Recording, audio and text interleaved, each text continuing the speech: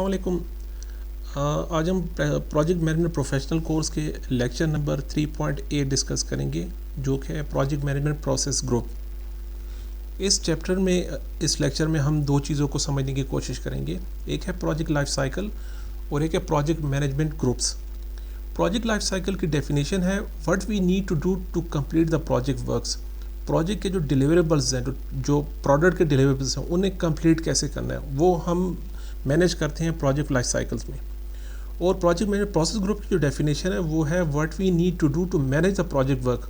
अब इन दो चीज़ों में डिफरेंस आपने देख लिया होगा। एक है हमने प्रोजेक्ट वर्क को कंप्लीट कैसे करना है, उसको हम प्रोजेक्ट लाइफ साइकिल में देखते हैं, और प्रोजेक्ट का जो वर्क है उसको मैनेज कैसे करते हैं वो प्रोजेक्ट मैनेजमेंट प्रोसेस ग्रुप्स में हम देखते हैं। इन दो चीज़ों को डिफ्रेंशिएट कीजिएगा, एग्जाम में ये दो कॉन्सेप्ट आपसे पूछे जाएंगे। अब प्रोजेक्ट लाइफ साइकिल ये पहले सेक्शन में हम डिस्कस करते हैं। ये एक्चुअली होता क्या है, ये है logical breakdown of what we need to do to produce the project deliverables.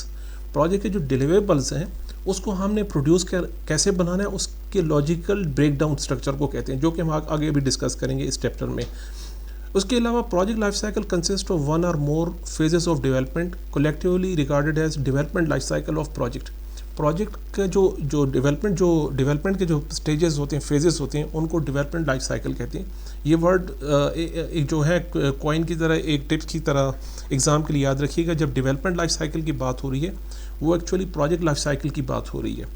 इस हर फेज़ में हम ये करते किस लिए हैं, हम ये करते हैं कि जो हमारे पास प्लान ऑब्जेक्टिव है वो हम हर फेजेस से हम अचीव कर पा रहे हैं या नहीं आ रहे, हमारे डिज़ायरेबल रिजल्ट्स हमें हर फेज़ से प्रोड्यूस हो रहे हैं कि नहीं, ये हमारा मेन मकसद होता है। ये इसकी इम्पोर्टेंट बात होती है। प्रोजेक्ट लाइफ साइकिल में आपने इन तीन चीज़ों का ख्याल रखना होता है। इसमें दो टाइप के लाइफ साइकिल होते हैं, एक है प्लान ड्रिवन और एक है चेंज ड्रिवन। चेंज ड्रिवन हम नेक्स्ट स्लाइड में डिस्कस करेंगे। प्लान ड्रिवन को हम कहते हैं प्रिडिक्टिव डेवलपमेंट लाइफ साइकिल, जो ट्रेडिशनली पहले जिसको हम वाटरफॉल मॉडल कहते थे, जो कि लुक्स लाइक दिस, इस तरह होता है। आप पहले फेज़ को देखते हैं, फिर उसके पहले फेज़ के कंप्लीट पे नेक्स्ट फेज़ स्टार्ट करते हैं, उसके एंड पे नेक्स्ट फेज़ प्लस करते हैं। हम यूँ भी देख सकते हैं कि एक फेज़ का जो आउटपुट है वो दूसरे को इनपुट प्रोवाइड करता है, फिर अगले फेज़ का जो आउटपुट होता है वो अगले नेक्स्ट कंसेक्टिव फेज़ के लिए इनपुट सर्व होता है, फिर उसका आउटपुट अगले फेज़ के लिए। इस तरह के डेवलपमेंट को हम प्रिडिक्टिव लाइफ साइकिल कहते हैं।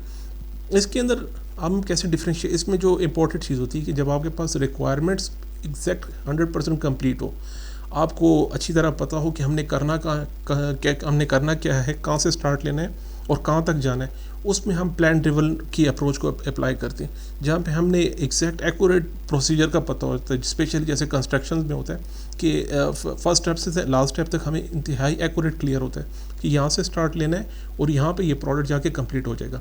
इन दैट केस हम उस केस में हम प्रिडिक्टिव डेवलपमेंट लाइफ साइकिल को अप्रोच करते हैं। चेंज ड्रिवन में तीन टाइप्स आती हैं। इसमें इटरेटिव है, इंक्रीमेंटल है और एडाप्टिव है। एडाप्टिव के लिए एजाइल का वर्ड भी यूज़ होता है। इसमें इंपॉर्टेंट चीज़ क्या होती है कि आपको शुरू में प्रोडक्ट की इंफॉर्मेशन, जो डिस्क्रिप्शन है, इनिशियल इंफॉर्मेशन जो इनसफिशिएंट होती है, आपको प्रोडक्ट की डिस्क्रिप्शन नहीं पता होती, यानी कस्टमर को खुद नहीं पता होता कि उसको किस तरह का सॉफ्टवेयर चाहिए, हमारी रिक्वायरमेंट क्या है, उसके एस्टीमेट्स क्या होंगे, बजट, स्केजूल, उसका रिस्क फैक्टर कितना होगा, हमें इनिशियली उसके इतनी इन्फॉर्मेशन उसकी होती नहीं।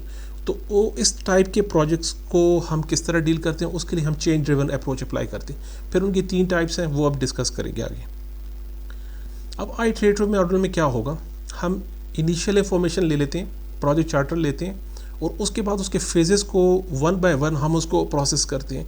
यानी हमने प्लान से शुरू किया, इनिशियल रिक्वायरमेंट हुई, उसके बाद हम प्लान पे आ जाते हैं, प्लान से मज़ीद रिक्वायरमेंट कलेक्ट होती है, फिर डिज़ाइन पे, फिर इम्प्लीमेंट करते हैं, फिर वेरीफाई करते हैं ये चीज़ चाहिए थी, उसको एवेल्यूएट करता है कस्टमर, कहते नहीं इसमें थोड़ी सी चेंजिंग और हो जाए, फिर प्लान पे आते हैं, फिर रिक्वायरमेंट, फिर डिज़ाइन, फिर इम्प्लीमेंट। इसी तरह ये साइकिल चलता है और जहाँ पे वहाँ पे आपका कस्टमर सेटिस्फाई होता है कि हाँ ये चीज़ मुझे चाहिए थी, वहाँ डेवलपमेंट की तरफ हम चले जाते हैं। इसे कहते हैं आइटरेटिव फेज़। ये है आइटरेटिव फेज़। नेक्स्ट है इंक्रीमेंटल। इंक्रीमेंटल में क्या होता है, फॉर एग्जांपल हमें एक वेबसाइट बनानी है, उसके बहुत सारे पेजेस हैं, तो हम वेबसाइट के इनिशियल पेजेस को हम डिवाइड करते हैं सेक्शंस में। हम पहले सेक्शन को पूरा फेज़ चला के देखते हैं, एनालिसिस से लेकर डिलीवरी तक हम उसके फेजेस को लेके जाते हैं पहले फेज़ में।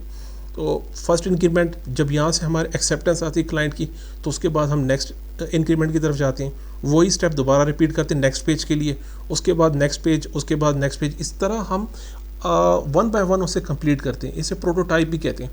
यानी क्लाइंट हमें अपना इनपुट हर इंक्रीमेंट के ऊपर एक अपना इनपुट देता है कि इसको अब मज़ीद ऐसे होना चाहिए, उसके बाद ऐसे होना चाहिए और ऐसे होना चाहिए। तो फाइनली हमारे पास जो गिवन टाइम फ्रेम है उसके अंदर हम अपने प्रोडक्ट्स को कंप्लीट करते हैं। इस तरह के मॉडल को हम इंक्रीमेंटल लाइफ साइकिल कहते हैं, जिसका दूसरा वर्ड है प्रोटोटाइप। प्रोटोटाइप और इंक्रीमेंटल एक ही कॉन्सेप्ट है। अगर एग्जाम में ये वर्ड आए इंक्रीमेंट प्रोटोटाइप का या इंक्रीमेंट का, तो दोनों का एक ही मतलब है। दूसरी चीज़ है एजाइल।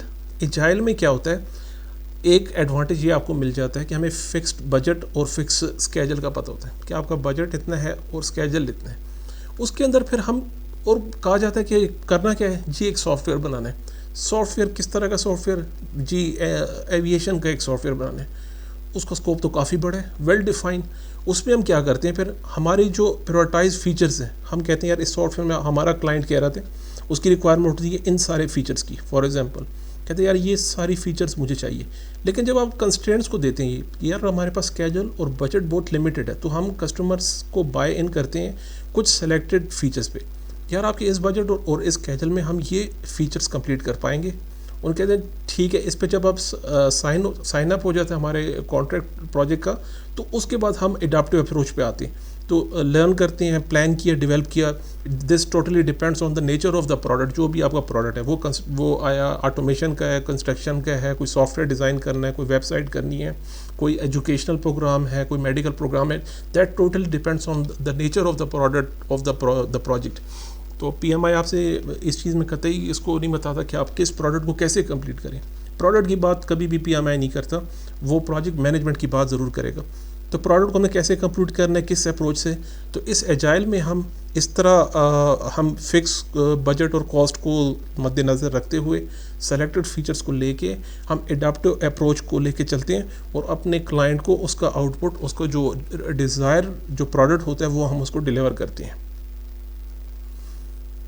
फिर समटाइम हाइब्राइड, कुछ प्रोजेक्ट की नेचर ऐसी होती है कि उसमें हमें कम्बिनेशन होता है, कुछ चीज़ें प्रेडिक्टिव होती हैं।